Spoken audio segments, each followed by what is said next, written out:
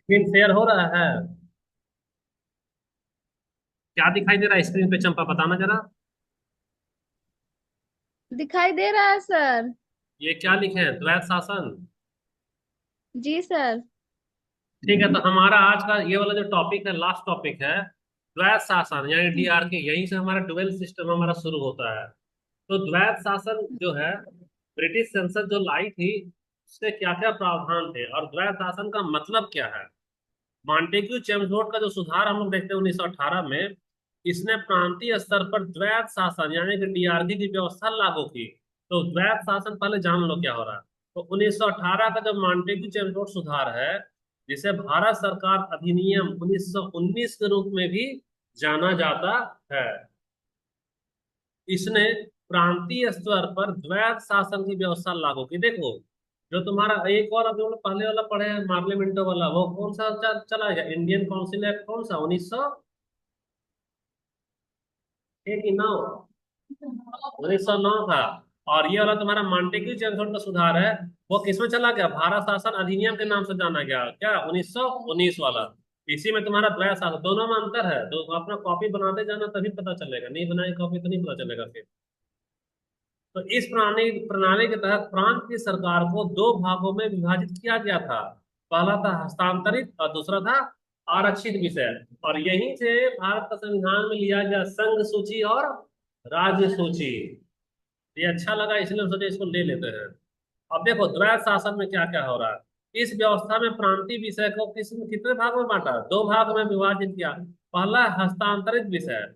तो हस्तांतरित विषय का मतलब है पढ़ाने लिखाने का काम, इलाज का काम, छोटा मोटा केस मुकदमा जो होगा, धान बोरा टैक्स लेना, खेती चोरी होना है ना, वो सब का स्वशासन करना, खेती बाड़ी करना, ये सारा का सारा जो विषय है, जिससे ब्रिटिश संसद को कोई भी खतरा नहीं था। तो ये सारे विषय को भारतीयों के निर्वाचित मंत्रियों क्या थे, दे दिए गए थे। तो दे दिया गया है, इसीलिए इसको क्या बोला गया, हस्तांतरित बोला गया। जो कि विधान परिषद के प्रति क्या होते थे, उत्तरदायी होते थे। तो यहाँ पे जो मंत्री को दिया, वह मंत्री किसको जवाब देता था, विधान परिषद को। और कौन कौन सा विषय, पढ़ाने लिखाने का, इलाज कराने का, छोटा मोटा लड़ाई झगड़ा को देखने का, गेहूं लगाएगी चावल लगाएगी उसको देखने का, ये सब विषय किसको दे दिया, ब्रिटेन की संसद हस्तांतरित करके भारत के मंत्री को दे दी। और भारत के मंत्री को जवाब कहाँ देना होता था, विधान परिषद में। अब देखो आरक्षित में कितना भारत से बोरा बोरा पैसा जा रहा है, किसको फांसी में लटकाना है, किसको डराना है ना, किसको डरा डरा कर धन लूटना है, पुलिस से किसको मुकदमा करवाना है, कहाँ हमला करना है, ये सारा विषय किसके अधीन रहा, राज्यपाल का अधीन रहा। और राज्यपाल जो है सब क्या था, ब्रिटिश नौकरशाहों की सहायता से शासित होता था। और ब्रिटिश नौकरशाह किसके प्रति जवाबदेह था, ब्रिटेन की संसद के प्रति, ब्रिटेन की संसद के प्रति। उसको भारत का मंत्री फंत्री से कोई मतलब नहीं है। तो यहीं से तुमको पता चल रहा है कि जो मलाई वाला चीज है उसको कौन रख लिया, छाली, अंग्रेज रख लिया।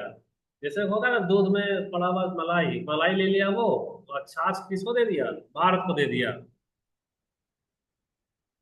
अब प्रांतीय विधान परिषद में देखते हैं, तो जो अधिनियम है, अधिनियम ने प्रांतीय विधान परिषदों को क्या किया, विस्तार किया। और विस्तार किया और 70% सदस्य क्या किए गए, निर्वाचित करे गए। और जो बचा हुआ 30% जो सदस्य है उसको क्या किया गया, नॉमिनेट किया गया, यानी कि नामित किया गया। यानी बिना चुनाव लड़े उसको क्या दे दिया गया, सदस्य बना दिया गया। तो कितना सदस्य निर्वाचित था, 70% सदस्य। हम लोग एनसीईआरटी का पढ़े गए, उसमें लिखा है कि कुल सीट का संख्या दे दिया है विधान परिषद में, कुल सीट इतना था। और निर्वाचन में लिखा गया ना कि मात्र इतना ही का निर्वाचन हुआ, तो वहां पे सवाल है कि कुल सीट का संख्या ज्यादा दिखा रहा, निर्वाचित सीट का संख्या कम दिखा रहा, तो बचा हुआ सीट कहाँ गया। तो बचा हुआ सीट को नॉमिनेट करता था कौन, ब्रिटेन वाला। महिलाओं को मताधिकार मिला, तो इसी अधिनियम के माध्यम से महिलाओं को भी वोट देने का अधिकार दिया गया था। और द्विसदनीय केंद्रीय विधायिका का गठन हुआ। तो ये जो अधिनियम है, इसने दो सदन का केंद्रीय विधायिका का क्या क्या शुरुआत की। दो सदन में पहला होगा क्या, निम्न सदन, जो कि केंद्रीय विधानसभा होता है। और दूसरा क्या होगा, उच्च सदन, जो कि राज्य परिषद होता है। और अभी भी हमारे यहाँ है निम्न सदन और उच्च सदन। तो निम्न सदन में कौन होगा तुम्हारा, लोकसभा की, अच्छे से सोचो, लोकसभा होगा कि राज्यसभा होगा, निम्न सदन में। सुनो, जो जो निम्न सदन है ना वह लोकसभा है, क्योंकि अब भंग हो रही है। 5 साल बाद क्या होती है, भंग होती है। और जो उच्च सदन है वह राज्यसभा, वह कभी भी भंग नहीं होती है, कभी भी भंग नहीं होती। तो वही वाला हमारा कॉन्सेप्ट कहाँ ले लिया, यहाँ पे ले लिया। भूल गई? अच्छा कोई बात नहीं, पढ़ते पढ़ते सब याद हो जाएगा। अब देखो भारतीयों को देखो, तो ये हम लोग पढ़ते हैं 1919 वाला जो अधिनियम है उसका 2/3 हिस्सा कौन ले लिया, भारत का संविधान अम्बेडकर जी ले लिए। तो इसीलिए वहां जो निम्न सदन और उच्च सदन है, तो आज भी भारत में निम्न सदन और उच्च सदन है। तो भारतीयों को कार्यकारी परिषद में शामिल किया गया। अब वायस राय की जो कार्यकारी परिषद है, उसमें भारतीयों की संख्या 8 सदस्य में से 3 होगी। तो 8 में 3 यानी कि 5 कौन हो गया, अंग्रेज हो गया। और 3 कौन हो गया, भारत का हो गया। तो ये जो बोलता था ना कि फैसला लेने में चर्चा करो, बहुमत जिसका होगा वो फैसला लेगा। तो बहुमत किसका हो गया, अंग्रेज का ना हो गया। तो अंग्रेज का हो गया तो कहाँ से फैसला ले पाएगा ये लोग, नाम मात्र का हो गया। और देखो यहीं पर लोक सेवा आयोग की स्थापना की गई। भारत में पहली बार लोक सेवा आयोग की क्या हुआ, स्थापना हुआ। तो संक्षेप में हम लोग देखते हैं, तो मॉन्टेग्यू चेमस्फोर्ड का सुधार जो है वह भारत में स्वशासन की दिशा में एक महत्वपूर्ण कदम बढ़ाया। लेकिन यह द्वैध शासन प्रणाली आंशिक रूप से ही स्वशासन की मांग को पूरा कर पाई, पूर्ण रूप से तो नहीं कर पाई, आंशिक रूप से कर पाई। क्यों? क्योंकि कुछ मुद्दा जो है सो क्या किया, भारत को दे दिया। वह मुद्दा क्या कहला है, हस्तांतरित मुद्दा। तो हस्तांतरित मुद्दा वाला देखो, ये सब डीप में जान, इसको नोट कर लेना कौन कौन सा हस्तांतरित मुद्दा था जिसको दिया है। तो पढ़ाई लिखाई वाला, स्वास्थ्य वाला, स्थानीय स्वशासन वाला, कौन मुखिया बनेगा, है ना, कब गेहूं लगा के चावल लगा के, ये सारा विषय कौन कर दिया, हस्तांतरित कर दिया। यानी ब्रिटेन वाला हस्तांतरित करके किसको दे दिया, भारत को दे दिया। लेकिन जहां मलाई था, असल चीज क्या है, पैसा ही ना लूट रहा है।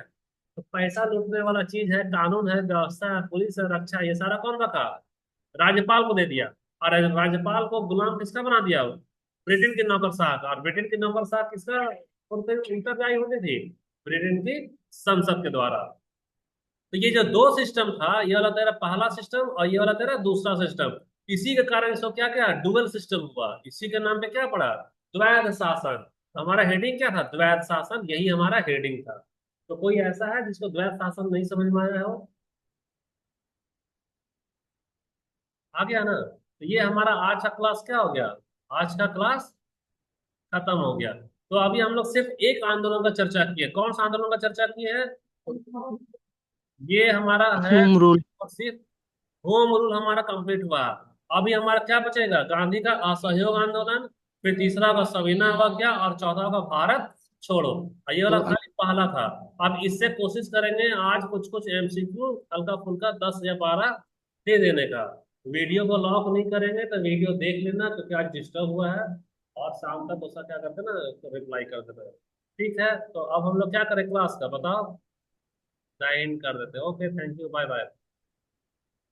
Bye bye.